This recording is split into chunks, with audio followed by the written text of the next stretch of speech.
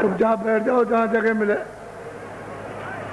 बैठ जाओ। थोड़ा ध्यान पे बैठो, दूर दूर बैठो, दूर दूर थोड़ा हट के बैठो, जिससे कि भजन में बाधा ना पड़े, एक दूसरे का हाथ पैर ना लगे। बैठ जाओ ध्यान पर।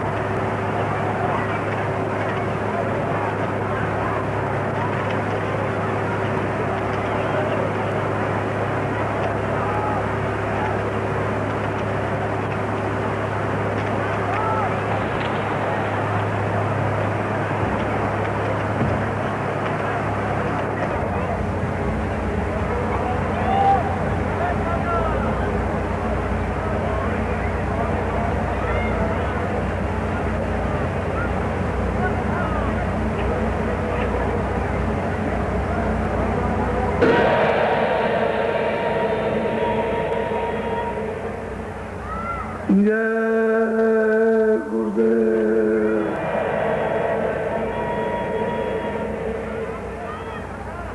जय गुरुदेव। जय गुरुदेव नाम किसका।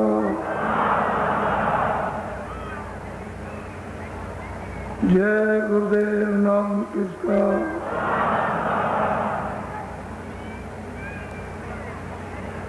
जय गुरुदेव नाम किसका।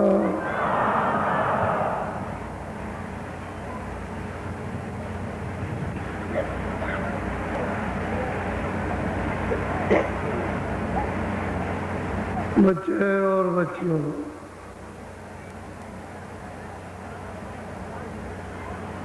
आपका गृहस्थ आश्रम है।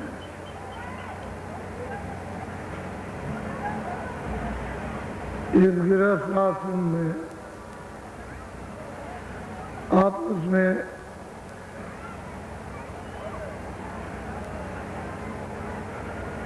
क्रोध ज्यादा मत किया करो।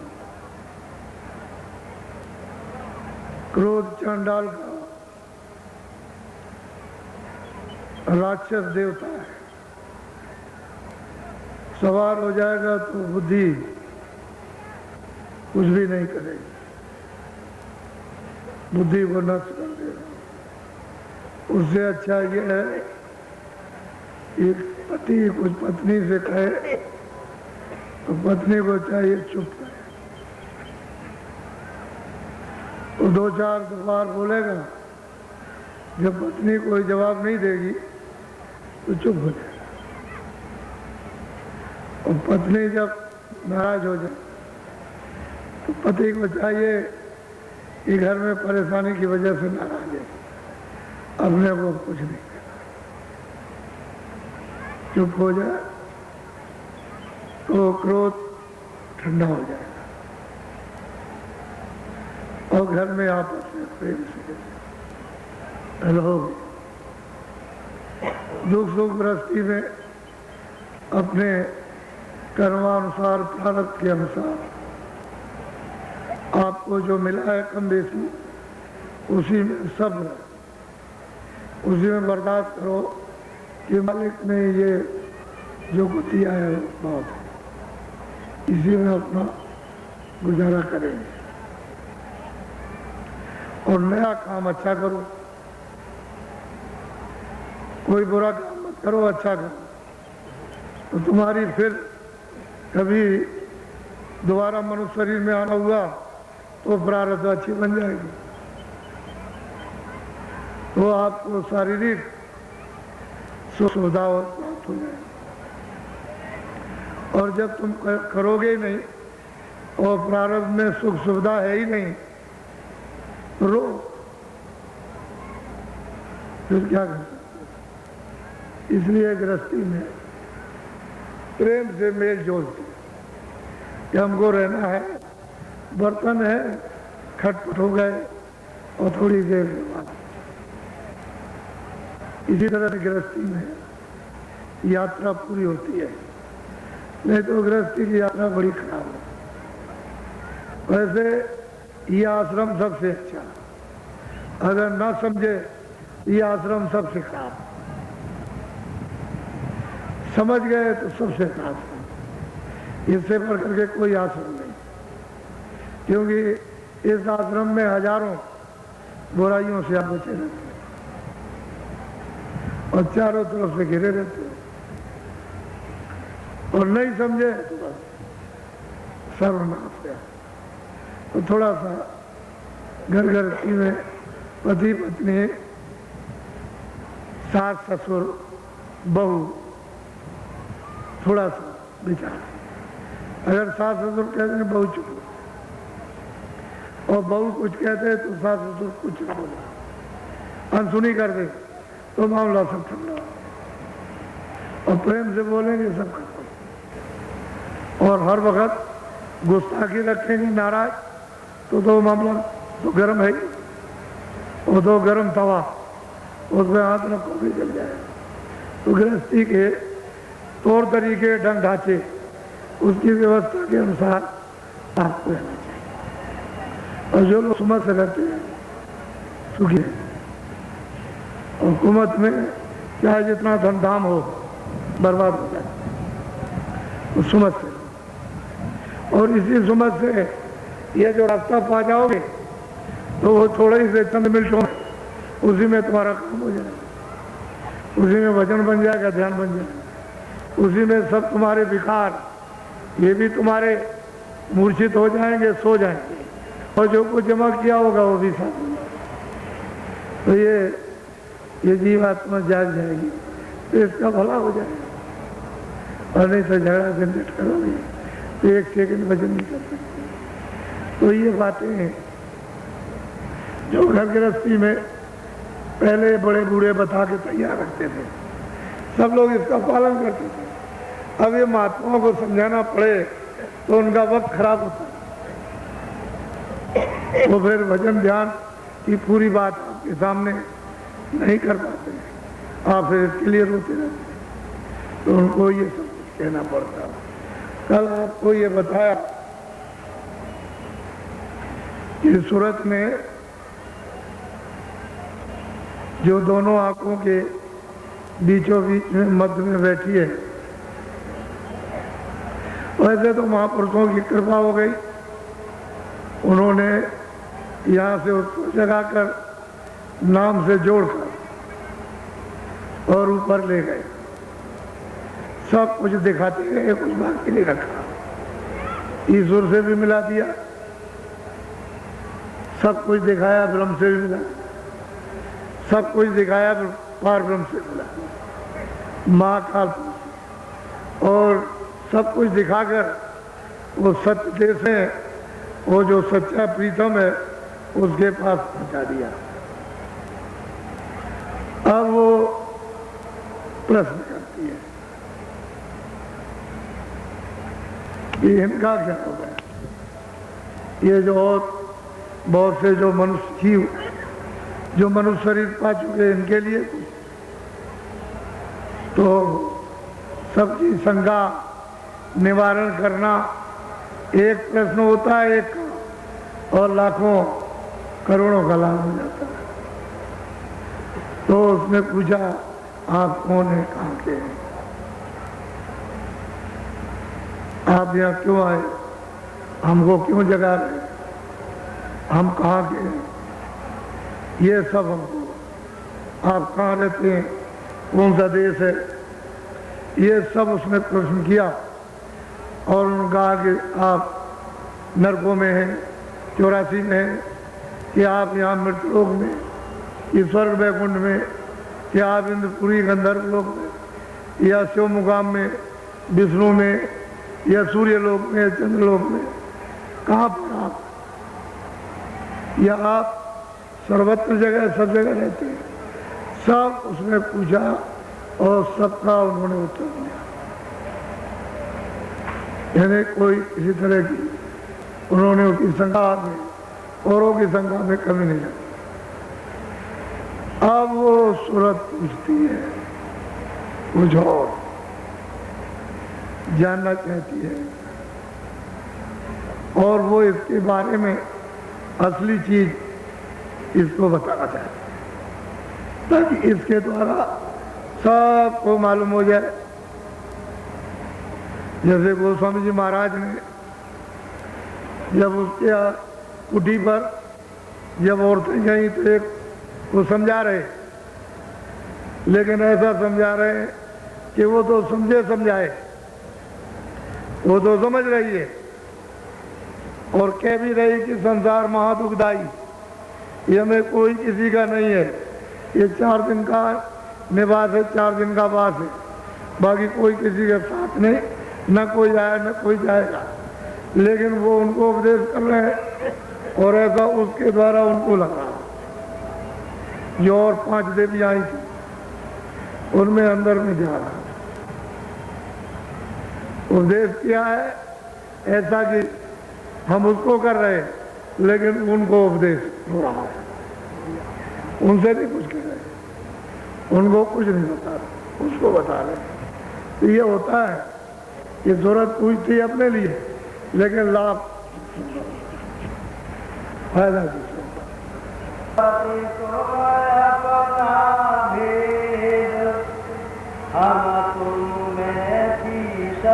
अब वो कहते हैं कि देख सूरत, तू अपना भेद सुन। तेरा भेद क्या था कि तुझ मुझ में थी, अभेद, कोई मैं था, मुझ में थी, अभेद थी, कोई भेदभाव नहीं था। मेरा रूप था, मेरा आनंद था, मेरी शक्ति थी, मेरा ज्ञान था, इससे तो अलग कुछ ही नहीं। अभेद थी, कोई भेदभाव था नहीं। जो मैं था वो तू, और तू है वो मैं हूं। अब वो महापुरुष है, उसको उसके प्रश्न का उत्तर देकर समझा। क्यों समझ में आएगा? ये यहां से वहां पहुंच गए, तब उसकी समझ में आएगा कि उसको ले आएंगे, क्योंकि वो भी आई है, वो भी आई, और वो भी जा रहे हैं, वो भी जा रही। तो वहां जब पहुंची तो कोई भेद हो, जहां की बूंद थी उसी सिंध में फिरा गई, उसमें लय हो गई।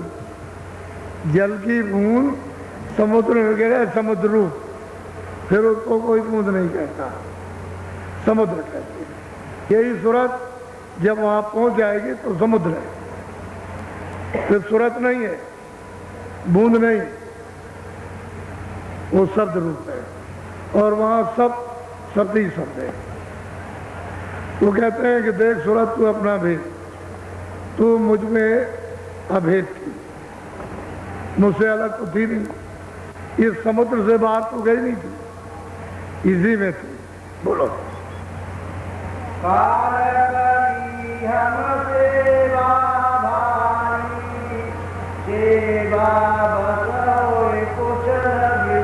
अब वो कल तो बता दिया था कि भाई इस तरह से सतपुरुष को स्थापित किया सतलोक में, और वहां से 2 धाराएं, और झंझरी द्वीप में यानी सैदल कमल में आकर के वो बैठ गए। यहीं से त्रिलोकी की बैठ करके रचना की है। तो कहते हैं कि उन्होंने झंझरी द्वीप में सैदल कमल में इन्होंने सबने तपस्या की, अपनी अखंड कर रहे, ईश्वर भी कर रहे, ब्रह्म भी कर रहे, महाकाल, और जो 12 गुप्त जो सतपुरुष के पुत्र हैं, वो सब के सब अखंड उसी सतपुरुष का सब ध्यान कर रहे हैं।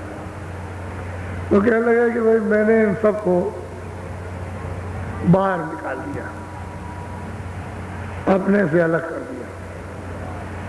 इन्होंने फिर तपस्या की, सेवा की, अखंड ध्यान किया, तो मैं इनकी सेवा से इनके ध्यान से हे सूरत, मैं प्रसन्न हो गया, सेवा बस खुश हो गया। अब सेवा बस अगर खुश हो जाए कोई, तो आप जमीन भी दे सकते हो, मकान भी दे सकते हो, धन भी दे सकते हो, राजपाट भी दे सकते हो, जो चाहो सो दे सकते हो। क्यों? कि किसी ने सेवा की हो सकती तो सब कुछ दिया जा सकता। अब इसको कोई क्या रोकेगा? अब उनकी इच्छा थी, उनकी मौत थी, मर्जी थी, उन्होंने अपने से अलग किया, इन्होंने सेवा की। और थोड़े दिन नहीं, कितने अनगिनत सतयुग त्रेता द्वापर, कितने कल बीत गए, तब तक वो अखंड ये सब सतपुरुष की सेवा करते रहे।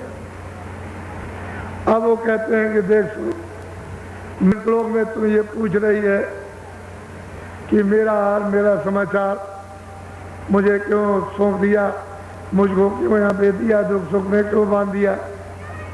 तो उन्होंने कहा कि भाई काल ने मेरी सेवा, उसने बहुत ध्यान किया, मैं उसके ध्यान भजन से, उसकी सेवा से खुश हो गया। तो मैंने कहा कि तुम क्या चाहती हो? तो उसने कहा कि हमको कुछ राज दे दी। कह लगे मैं सेवा के वसीले, सेवा से प्रसन्न होकर के, और रचना नहीं बैठ सकती थी, तो यही सुरतों, जब सुरतें की जाएंगी तभी रचना होगी, वैसे नहीं। तो मैंने सूरत तुमको उसको सेवा के बस होकर के उसने मांगा, और मैंने तुमको उसको दे दिया। सतपुरुष ने, जो सतलोक में, उन्होंने इन सब सुरतों के एक छोटे से भंडार को यानी उसके हवाले कर दिया, और सब लोगों में तकसीम कर दिया। जो और लोग हैं सब ने उन्होंने दे दिया, ये लो, और आप अपना राज करो। इस तरह से तो इन्हीं शब्दों से उतार करके भेजा गया। बराबर सुरतें शब्द से उतरते आएंगी, और जब वापस जाएंगी तो शब्द से जाएंगी, नाम से जाएंगी, आवाज पे जाएंगी तो आवाज को पकड़ के आई थी, और आवाज को पकड़ के जाएंगी। लेकिन यहाँ आवाज हो रही थी, आँख खुली थी, कान खुले थे, तब आप पकड़े हुए थे, देख रहे थे, आते थे, जाते थे, कोई पर्दा नहीं था। लेकिन जब आपको अधिकार कर्मों का कर्म विधान बना करके दे दिया, पाप उनका, तो आप करने लगे, तो आपने यहाँ ये सब कूड़ा कचड़ा पाप जमा कर दिया। उससे गंदगी जमा होने से आँख और कान मटमैले हो गए, नाक मटमैली हो गई, बंद हो गई। अब नाम से तुम्हारा संबंध टूट गया, उससे अलग हो गए। तो जो बल्ब जल रहा तो बुझ गया, अब ये जीवात्मा रूपी बल्ब बुझ गया, अब सब ये हो गया। तो मैंने सेवा के बस होकर, हे सूरत, उस काल को मैंने तुमको दे दिया। बोलो,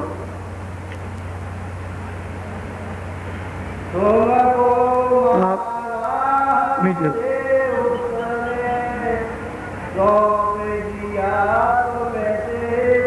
कहते सूरत, ये तो दोनों आंखों के पीछे सब में बैठी है। कह लगे उसने हम सेवा की, और मैंने सेवा के उसकी खुश होकर के और उसको तुमको दे दिया। सुबह बोलो,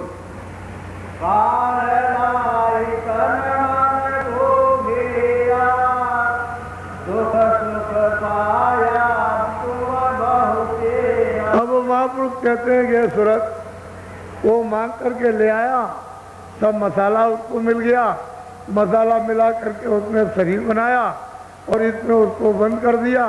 उसने विधान बना करके और हमारे ऊपर गंदगी को जमा करना शुरू कर दिया, और यहाँ तन मन में घेर दिया, गंदगी जमा कर दी। बस ये तन और बस ये सूरत यहाँ की यहाँ ही बंद हो गई, इसी जड़ में।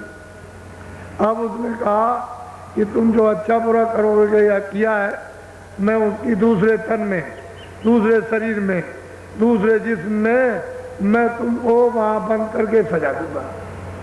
अगर तुम सब भोग लोगे, जब सजा पूरी आपको मिल जाएगी जो आपने किया, तो फिर मैं इसको, इस शरीर को फिर दूंगा और फिर इसमें पाप पुण्य करोगे, फिर मैं बंद करूंगा। तो उसने लिया करके यहाँ और तन मन में उसने ये कर्मों का विनाश बनाकर अधिकार देकर चारों तरफ से हमको गंदगी जमा करके घेर दिया। अब हमको जाने का रास्ता नहीं मालूम कि हम किधर से आए। सही बात है, किसी को पता नहीं, पढ़ने लिखने वाले को बेचारे को क्या मालूम होगा, उसे क्या। बहुत प्यार से सभी सुरतों को, सभी जीवात्माओं को वो समझा रहे हैं। बोलो तो काल तो आपका है नहीं, ईश्वर आपका नहीं, खुदा आपका है, जिसको गाड कहते हैं वो आपका, ये सूरत उसकी नहीं है। जो जब ले आया तो आपका देश नहीं, ये आपका देश नहीं है। वो मसाला ले आया, उसने मसाले को तरतीब ऊपर से बाजों को पकड़ करके ले आया, तो वहाँ ब्रह्म स्थान पर ले आके बैठा दिया भंडार को। तो वहाँ उसने मतलों की गड़गड़ गर्जन और मृदंग इसकी आवाज पर उतारा इन जीवात्माओं के भंडार को सब। तो वहाँ कितनी आवाजें हो रही हैं ये तो वहाँ पता चलता है। जब आवाज को नीचे ले लिया तो फिर इसका बोध ये हुआ कि शब्द इस पर रूप रस गंध, ये इसका ये पता चला शब्द क्या है, रूप क्या है, रस क्या है और गंध क्या है, स्पर्श क्या है। एक तो इसका कोई कपड़ा नहीं था। पहले तो सूरत जब ऊपर आई ब्रह्म स्थान पर तो ये शब्द रूप थी। जब उसने ब्रह्म ने अपने शब्द पर इस सूरत को उतारा तो फिर ये उसको बोध हुआ कि ये शब्द है, ये स्पर्श है, रूप है, ये रस है, ये गंध है। एक कपड़ा ये कारण बहुत बारीक है कि पता भी न चल सके, कपड़ा फेंक दिया, इस सूरत के ऊपर में डाल दिया। फिर उसको सैतल कमल में लाकर निरंजन भगवान ने त्रिकुटी सैतल कमल स्थान पर जब अपने शब्द पर नीचे उतारा तो वो घंटा शब्द। यहाँ जैसे ही उन्होंने नीचे उतारा वैसे उन्होंने 9 तत्वों के कपड़े को पहना दिया। शब्द इस पर रूप रस गंध 5 तो ये हो गए, और यही से मन बुद्धि चित्त और अहंकार ये इसी के साथ में लगा दिया।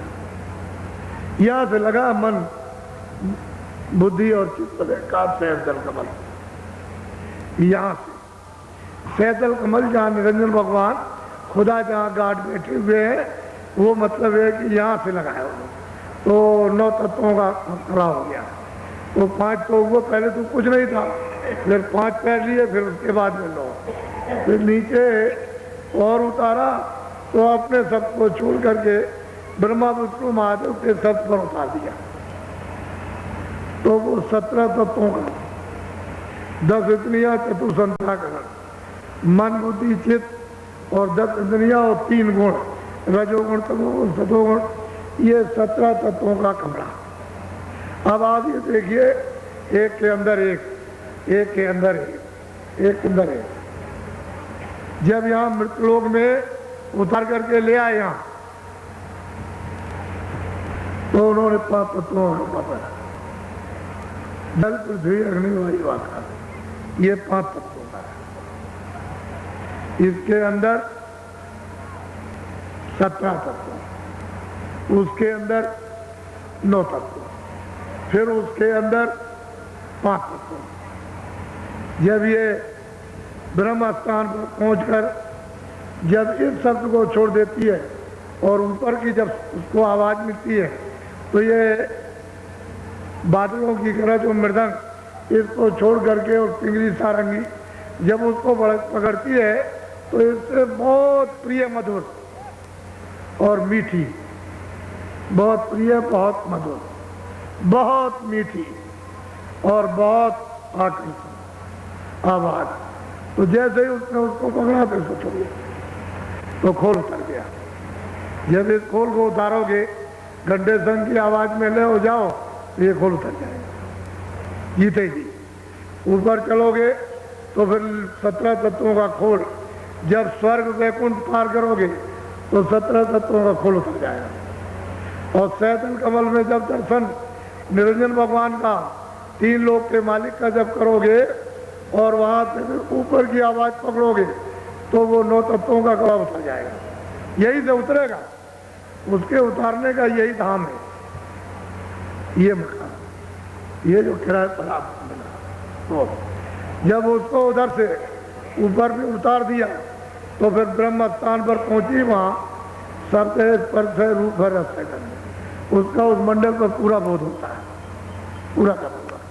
जैसे ही उसने ऊपर की आवाज पकड़ी और उसमें जैसे ही लय हुई तो फौरन उधर चली गई। जब उधर जाएगी तो गुणातीत हो जाएगी। ये जितने भी पाप उसको बांध नहीं सकते, वो पार हो गई, क्योंकि कपड़े को उतार दिया और सत्य रूप हो जाती है। जो ये बैठी हुई सत्य उधर से आएगी, इन सब कपड़ों को पहनती आएगी, उन्हीं में होकर के आएगी, लेकिन अब कपड़ों का आवरण नहीं रहा, खाली इस खोल पर बैठी है। बीच में अब खोल रही है, खोल खत्म हो गई, लिंग शरीर भी खत्म हो गया और सूक्ष्म शरीर भी खत्म, और वो जो है मतलब कारण शरीर वो भी खत्म इसमें, और ये भी खत्म हो गया, क्योंकि इसमें बीच में तो कोई पर्दा नहीं, सामने यहाँ से वहां तक साफ, कुछ नहीं, कोई रोक टोक। इसलिए गोस्वामी जी महाराज ने रामायण में कहा है कि सतयुग जोगी सत्य क्या। जब जीवात्मा के गर्भ में 5वें महीने में प्रवेश की गई इस खोल पर, तो उस समय पर आँख खुली थी, कान खुले थे, नाक खुली थी गर्भ में, ये सब बातें सुनती थी। यही अंदर माँ के गर्भ में बैठ करके सब देखती, पूरा का पूरा पर्दा सबका सब खुला हुआ था, अंदर से कोई पर्दा किसी भी मंडल पर बंद नहीं। जैसे ही 9 महीने का बच्चा शरीर लेकर के माँ के पेट से बाहर आया था, जोगी विज्ञानी कर और ध्यान सब हरि के ध्यान सब पार जाते थे। उस समय तो कोई पाप था नहीं, वेद कतलेब शास्त्र थे, अच्छा बुरा सत्य सत्य न्याय अन्याय। ये तो बहुत समय के बाद, कितने युग बीतने के बाद और कितनी जीवात्माएं पहुंच गई वापिस। जिनको लेकर के आए थे वो बहुत चली गई वापिस, तब तक कोई बंधन नहीं था। फिर उन्होंने देखा कि सब निकल जाएंगे और हमने तपस्या की, मांग करके ले आए, तो ये सब चले जाएंगे तो हम राज किस पर करेंगे। तब उन्होंने अपनी शक्तियां पैदा करके और फिर उनसे तपस्या कराई, समाधि लगवाई और समाधि में उनको देववाणी सुनाई और फिर उनसे कहा कि जो हम बोले वो लिखो। तो जो जो आवाज बोलते गए, दर्शन तो उनको लिखने वालों को वही नहीं, जो बोलते गए वो लिखते। उस समय कागज तो था नहीं, तो भोजपत्र पर लिखा, छाल थी, उस पर 4 वेद 1 लाख श्लोक बस। उसमें 80,000 कर्मकांड, 16,000 उपासना कांड और 4,000 कांड, 1 लाख श्लोक है, उससे ज्यादा है। खंड उन्होंने जरूर 4 बना दिए। ये उन्होंने लिखवा करके और पूरा प्रचार उस समय पर करवा दिया कि देखो ये विधान हमारे लोग का बन गया और सबको अधिकार पूरा पूरा ये विधान जो बनाया उसका दे दिया जाएगा कि जो तुम चाहो सो करो, पाप भी करो, पुण्य भी करो, अच्छा भी करो, बुरा भी करो, मारो भी, रक्षा भी करो, जो आपकी इच्छा हो सो, इंद्रियों से, आँख से, कान से, हाथ से, पैर से, मन से, बुद्धि से, जो चाहो, और जो तुम करोगे अपना अपना भोगो। ये तिथि और तारीख है, इसके बाद पुण्य भी लगेगा और पाप भी लगेगा। बस जब अधिकार तिथि तारीख रखकर जब निकल गई और आपने पुण्य और पाप किया, बस ये लगी आपकी, यही से बेड़ी पड़ी। पहले तो कोई बेड़ी नहीं थी, कोई शरीर नहीं था, न ऊपर का था न नीचे का था, उनमें से चारों शरीरों में न कारण न सूक्ष्म और न मतलब ये कि लिंग न है, कुछ खाली खोल पर ये यहाँ बैठे और सीधी रोज जाती, किसी तरह कोई बंधन नहीं, सबका दफ्तर, ईश्वर का भी, ब्रह्म का भी, पार ब्रह्म का भी, सबका। स्वर्ग में भी जाएगी, वैकुंठ में भी जाएगी, ब्रह्मांड में भी जाएगी और पार ब्रह्मांड में भी, परे भी जाएगी। कोई रोक टोक किसी भी देश में, किसी अनंतों लोकों में जो इतने बड़े बड़े कोई। लेकिन अब जब ये विधान सुन के और आपको दे दिया कर, तो आपने ये कूड़े कचड़े करने से ये साफ पर्दे डाल दिए।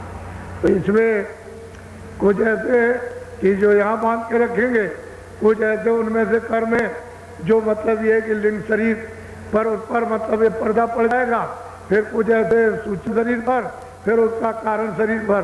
तो जीवात्मा इन चारों शरीरों में बंद कर दी जाएगी, यहाँ से वहाँ, इससे निकलो तो उधर बंद, उससे निकलो तो उधर बंद, उससे निकलो उधर बंद, तो मतलब उधर जा ही नहीं सकते। अब ये रात तो आपको मालूम नहीं, ये तो नहीं आता। लेकिन जो कलयुग में 700 वर्ष के अंदर संत वहां से भेजे गए, वो आते हैं सबका, उधर का हाल इधर का हाल, आते भी सब हाल, जाते में भी सब, आते भी ये सब जानते हो, जाते में भी सब जानते, और कोई चीज छूटती नहीं है सब। जब वो मिलेंगे तब बताएंगे कि इनकी ये स्थिति है, इनकी ये गति है, इनकी ये पहुंच है, इनकी ये शक्ति है, इनका ये काम है, इनका ये गुण है, इनका ये गुण है, इनका ये गुण। ये तो जारी, जब सूरत भूल गई तो क्या, और जब ये आई थी तब तो फिर क्या पूछना।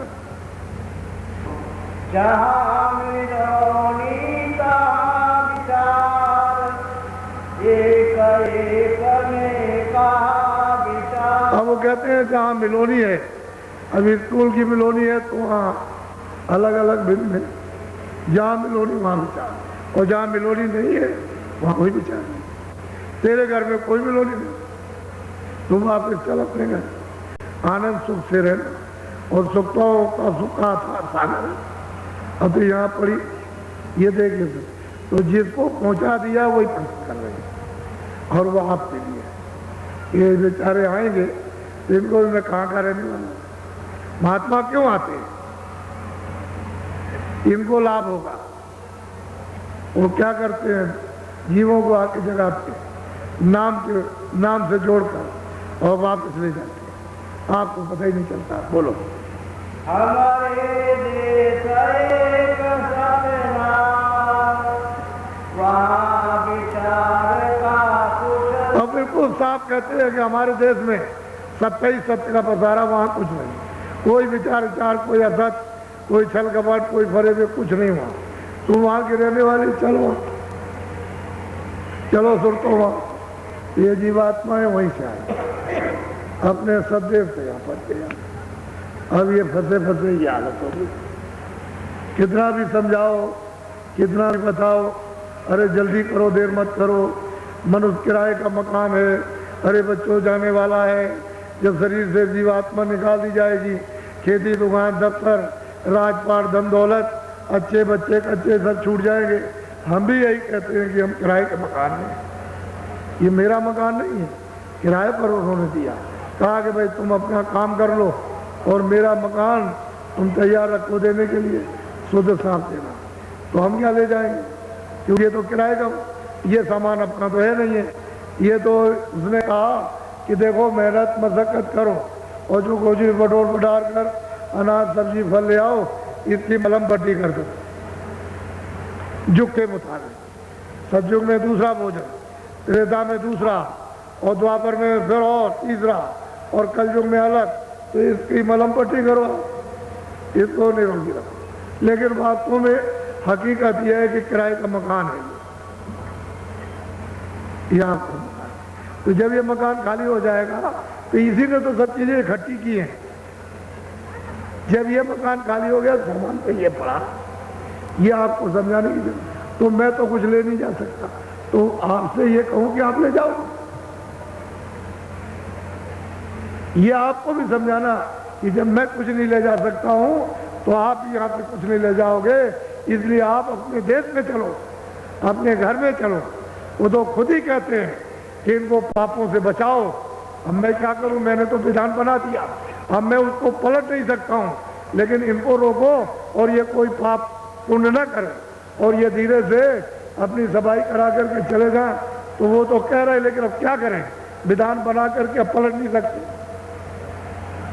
अब तो महात्मा आते हैं।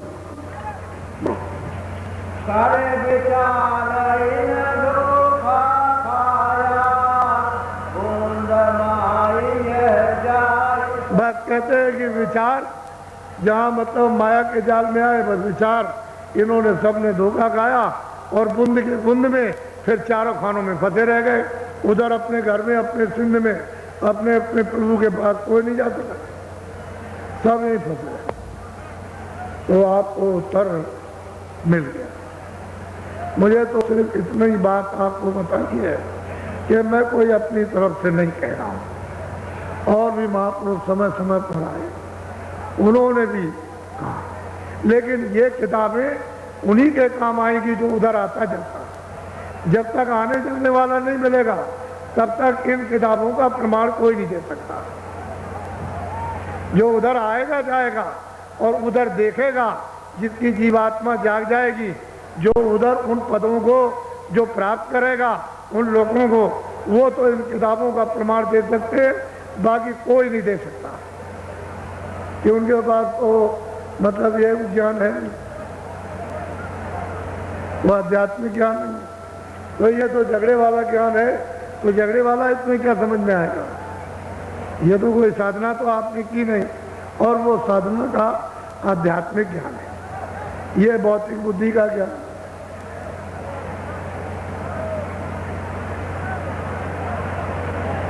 अच्छा बच्चे और बच्चियों, ये आज गुरु पूर्णिमा का दिन है। हिंदुस्तान में लोग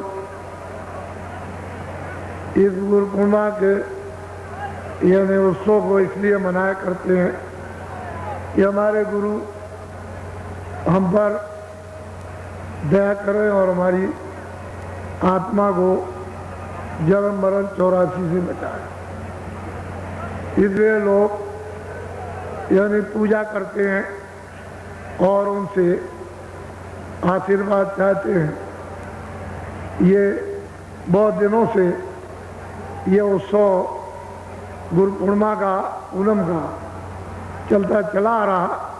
उस समय के लोग तो कुछ जगे हुए थे, तब उन्होंने ये रखा था, लेकिन अब आपने इसको मतलब ये है कि एक बाहरी त्योहार बना दिया। ये बाहरी त्योहार नहीं है, अंतर जीवात्मा के कल्याण का त्योहार था, अकल्याण का नहीं था। तो ये नीम सारण है 88,000। अब तो आप उसको भूल गए हो। चरितार्थ में भी, वास्तव में कहने में भी आपके नहीं आता कि 88,000 ऋषि आए थे, इस तरह की मंत्रणा की थी। तो लोग इसको बहुत कम देश में जानते हैं, लेकिन इतना बड़ा समुदाय जो आपका इस समय पर आपने कभी भी यहाँ नहीं देखा, वो आपके समझ आप। मैं तो कुछ इसके बारे में कहना नहीं चाहता हूँ, लेकिन आपके सम की चर्चाएं आपस में ये हो रही हैं कि जब से द्वापर खत्म हुआ होगा, जब से यहाँ पर ऋषि आए होंगे, उसके बाद तो इस तरह का दृश्य कभी आया नहीं। मैं यही बात एक पवित्र स्थान की पवित्रता को सब लोगों को रखना ही चाहिए था। इस भूमि के लोगों को वो काम करना चाहिए था कि उच्च कोट मानवता, मनुष्यता का, सत्यता का, आदर का, सेवा का, सद्भाव का और आत्म कल्याण का। अगर ये आप पकड़े रहते तो कहीं ना कहीं से महात्मा आ जाकर और जल्दी से तुम्हारी जीवात्मा को उठा लेते और ले जाके पहुंचा देते। देर नहीं लगती तो स्थान की कर्मा मतलब है कैसे अलोप हो जाती है। विकारों, बुराइयों, छल से, कपट से, फरेब से, जीव हिंसा से, मनुष्य के धोखे से, झूठ छल से ये उस स्थान की गर्मा आलोक हो जाती है। लेकिन ये सृष्टि है वो ऋषियों मुनियों की, प्राचीन संतों की अब की, तो इसमें कोई ना कोई तो आता रहे, कोई कोई आएगा। तो ये दृश्य आपके साथ कितने आदमी टेंटों में, ये पूरा का पूरा यहाँ की आपने कहा कुछ नहीं। इसलिए मैं कोई संसारी आदमी नहीं, मैं पहले भी नहीं था। मैं ये कहा करता था कि मैं संसारी, उतनी तो बात आपको बता सकता हूँ जितने फंसे हुए हो, लेकिन मैं संसारी नहीं, मुझे संसार की कोई इच्छा भी नहीं। इतनी इच्छा है कि तुम जाग जाओ, ये जीवात्मा शुद्ध साफ होकर अपने घर की तरफ चल पड़े, इसका भला हो जाए। ये तो सेवा की इच्छा है, लेकिन और कोई इच्छा नहीं। और तो एक किराए का मकान जो मेरे भागता है बना दिया, वो तो मुझे उतनी इसकी सेवा के लिए रोज मिलेगा, एक श्वास लेके उसको मिल जाएगा। बाकी उसका त्याग है कि हम वो चीज़ जो मिल रही उसको किसी और काम में लगा दें, और किसी के काम में आ जाए तो अच्छी बात है। ये दृश्य आप देख रहे हो। और हमने कल भी कह दिया, हम नीम सारण के निवासी, आसपास के आपके जो बड़े बड़े गांव हैं चारों, वहाँ के जितने भी हिंदू मुसलमान छोटे बड़े व्यापारी हैं, काश्तकार हैं और दफ्तर वाले, हमारी किसी से कोई शिकायत नहीं। हम तो ये यहाँ जान गए कि सब लोगों ने सहयोग दिया, सबकी सद्भावना श्रद्धा उमड़ी। श्रद्धा का स्रोत अभी यानी दलदलाने लगा, जमीन में दलदलाने लगा। श्रद्धा का स्रोत यानी जमीन जो कड़ी थी वो मुलायम हो गई। हृदय रूपी जमीन बहुत सख्त, बहुत कड़ी थी, वो अब बिल्कुल एकदम मुलायम हो गई। इसी में तो श्रद्धा का स्रोत बहने लगेगा। जैसे ही श्रद्धा बहेगी, अरे कितने लोगों का कल्याण हो जाएगा। आपने सबने सहयोग दिया, हम सबके पूरे पूरे आभारी हैं। और आपकी सब सहयोग की सेवा जो कुछ भी सबने की, कर्मचारी, अधिकारी, सेठ, साहूकार, काश्तकार, छोटे बड़े, हिंदू मुसलमान, कोई भी हो, कोई वर्ग के मनुष्य, इंसान, आपकी वो जो सद्भावना की श्रद्धा सेवा, वो हमारे सिर खाते हमारे। हम आपके सबके लिए उस प्रभु से प्रार्थना करेंगे कि इनका आत्म कल्याण होना चाहिए, जीवात्मा मनुष्य शरीर में जगे। इतना तो हो जाए कि कल रात को अगर मान लो समय पूरा हो जाए, शरीर छोड़े, हिंदू मुसलमान, छोटे बड़े, अमीर गरीब, तो कम से कम इनकी जीवात्मा की उस समय पर हिफाजत, रक्षा, संभाल हो जाए, संभाल हो जाए। फिर आज 84 न जा सको। नरकों में काम तो नरकों में जाने के किए, लेकिन नरकों में जा सको ऐसी संभाल हो जाए।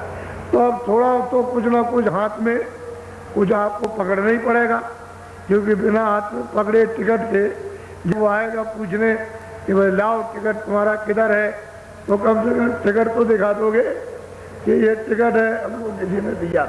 तो टिकट को जब देखेगा कह लगा अच्छा, कुछ बोलेगा नहीं तो मतलब ये पता नहीं उसके हाथ में त्रिशूल हो, तलवार हो, क्या चीज हो, किस तरह की हो, तो मतलब ये टिकट दिखाया वे कुछ नहीं बोलेगा।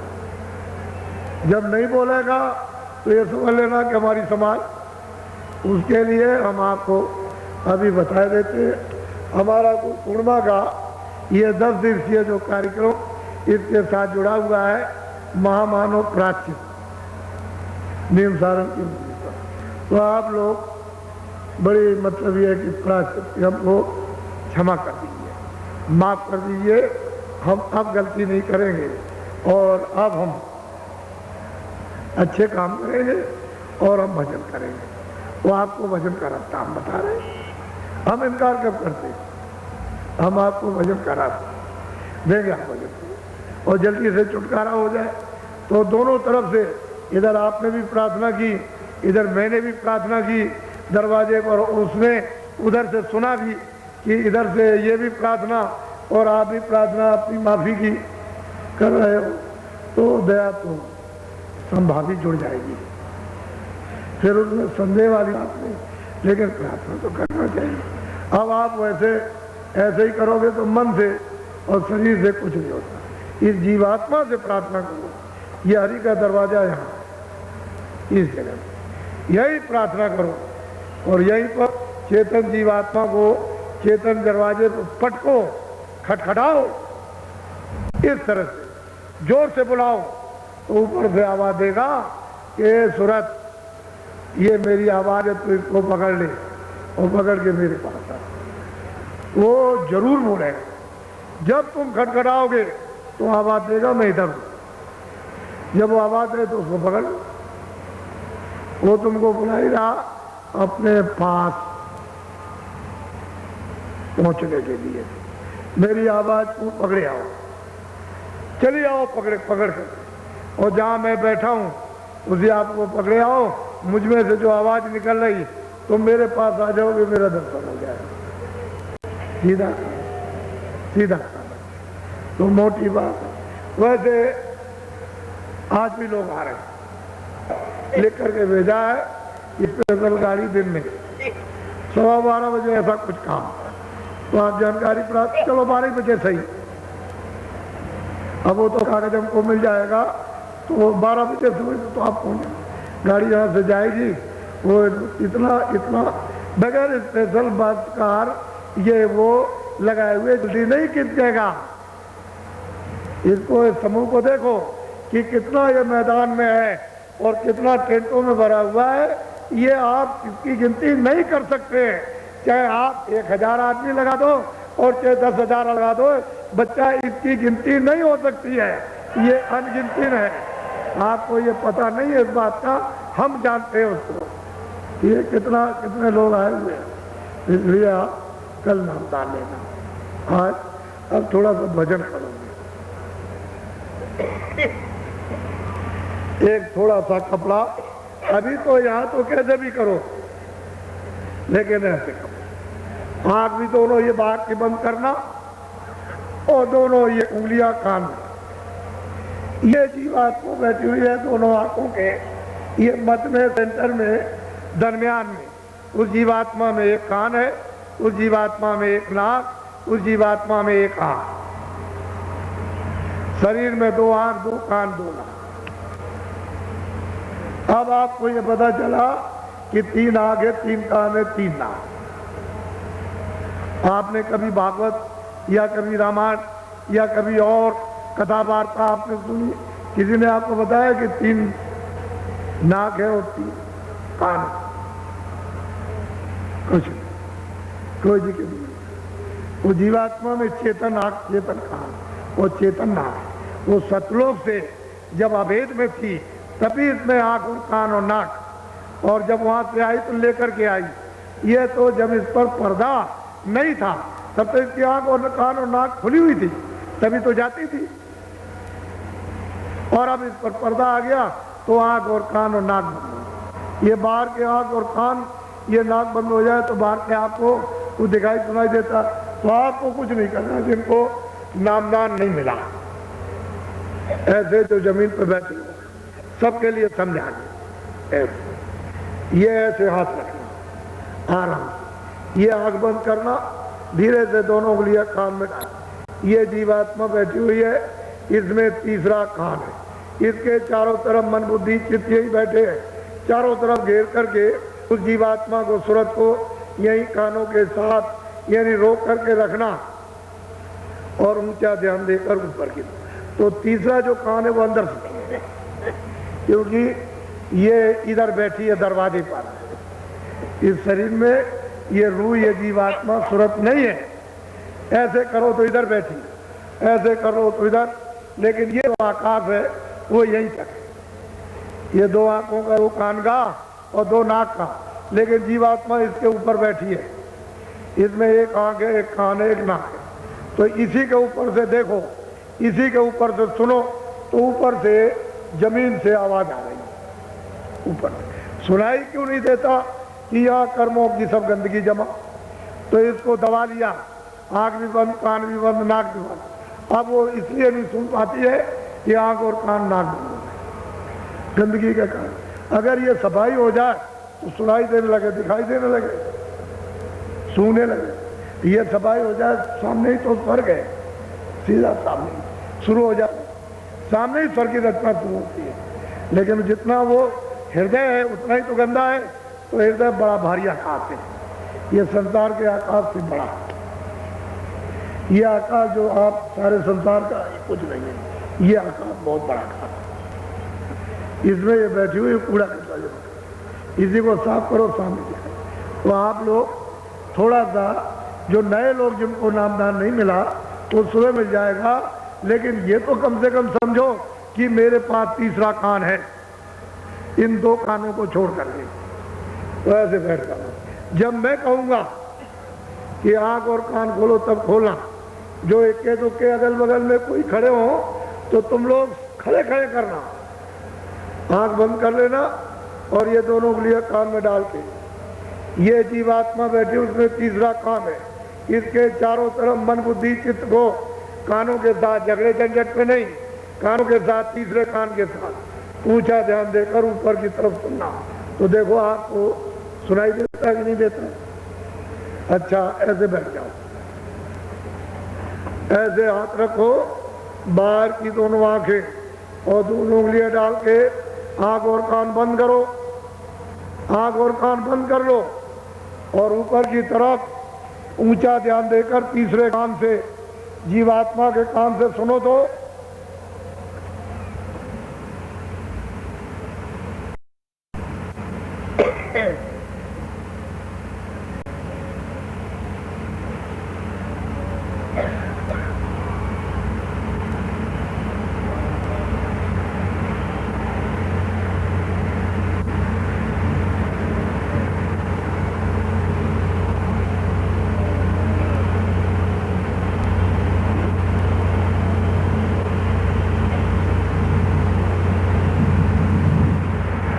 अच्छा, खोल दो बच्चे,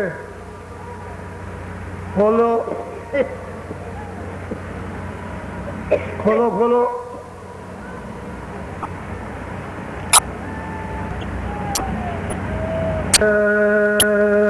गुरुदेव जय गुरुदेव जय गुरुदेव जय गुरुदेव नाम किसका, जय गुरुदेव नाम किसका, जय गुरुदेव नाम किसका। क्या बोलोगे? मोटी बात याद रखो और कुछ याद रखने की जरूरत नहीं है। जब आप जय गुरुदेव बोलोगे तो मैं आपको मिलूंगा। उस गाड़ी मुसीबत में, असेर मुसीबत में आपकी मदद करूंगा, उनसे मिलूंगा। जब मिलूंगा और आपकी मदद करूंगा तो बात बिल्कुल आसान हो जाएगी। आसान। आप जय गुरुदेव नहीं बोलोगे क्योंकि जय गुरुदेव मेरा तो नाम है नहीं, ये उस प्रभु का नाम। तो जय गुरुदेव नहीं बोलोगे तो नहीं मिलेंगे। जय गुरुदेव बोलोगे फट मिलूंगा और आपकी मदद करूंगा। आप इतना याद रखें, मोटी बात। कभी कभी ऐसा हो जाता है घर में कोई बीमार हो गया और बेहोश हो गया और अड़ोस पड़ोस में कोई डॉक्टर दवा भी नहीं, तो सब आकर के रोने लगे। क्या रोइए होइए नहीं, बस मोटी बात याद रखना, फौरन चीनी ले आना, शक्कर और 2 दाने मुंह में खोल के डाल देना और कान पर मुंह लगाकर 10 बार जय गुरुदेव नाम बोलना। कितने बार? उसकी आंखों को देखते रहना, जो बिल्कुल बेहोश पड़ा है। जब बोलोगे कि जय गुरुदेव भगवान का नाम बोलो, जय गुरुदेव भगवान, तो जब 10वें बार बोलोगे धीरे से आँख खोल देगा। जब आँख खोल दे और आपको पहचानने लगे जब ठीक से और आपकी बात समझने लगे, तब उससे कहना कि भाई हमने तुम्हारे कान पर मुंह लगा, तुम बेहोश थे, तो जय गुरुदेव भगवान का नाम बोला, तुमको सुनाई दे रहा था। तो जब वो कह कि मैं सुन रहा था और मैं भी अंदर अंदर जय गुरुदेव बोल रहा था, तब उससे ये पूछना कि तुम अंदर अंदर जय गुरुदेव बोल रहे तो कोई आदमी देखा, तो वो बताएगा कि मैंने ऐसा आदमी देखा था। मोटी बात को जुलझुलिया भर के झगड़े मत रखो, मोटी बात याद रखो, फट ये याद आ जाना चाहिए। तो रोना वोना गाना बंद करो, ये काम में ले लो, ये दवा है।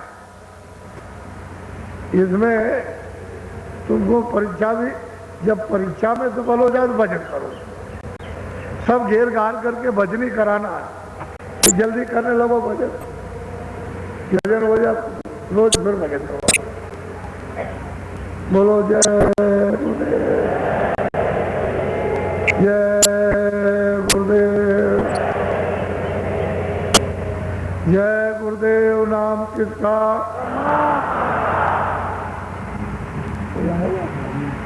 बोले आने वाले सूचना है। अच्छा, थोड़ा एक प्रार्थना बोल लो पहले, मैं बोलूंगा उसको बोलिए आप। थोड़ा सा प्रार्थना समझा करो, जब बोली जाए तो उसको समझना चाहिए कि इसका असली लक्ष्य क्या है। गुरु का ध्यान कर प्यारे,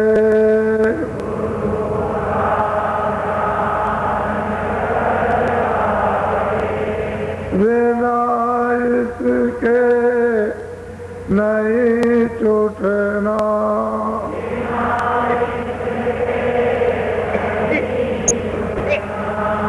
नाम के रंग में रंग जा,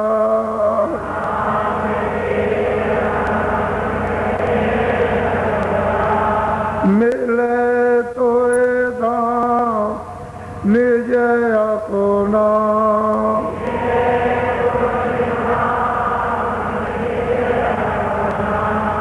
गुरु की तरह जड़ कर ले,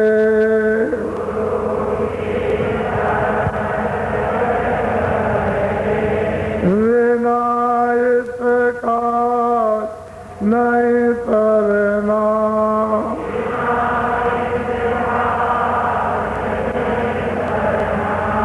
लोभ और मान क्यों चाहे,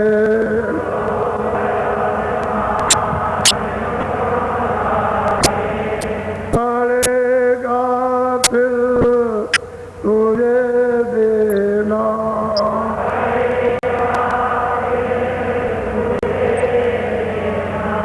कर्म जो जो करेगा तू,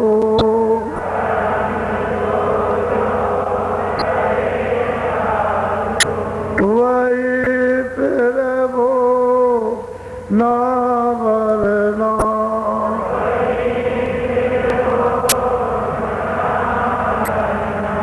जगत के जाल से ज्यों त्यों,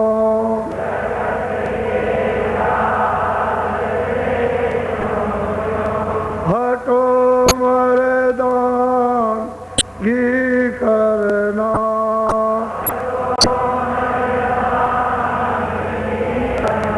जिन्होंने मार मन डाला,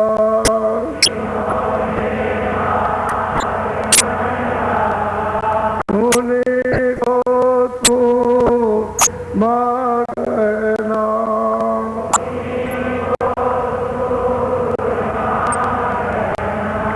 बड़ा मेरी ये मन गटो में,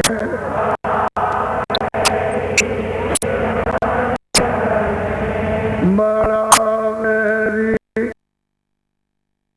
ये मन ना कटना,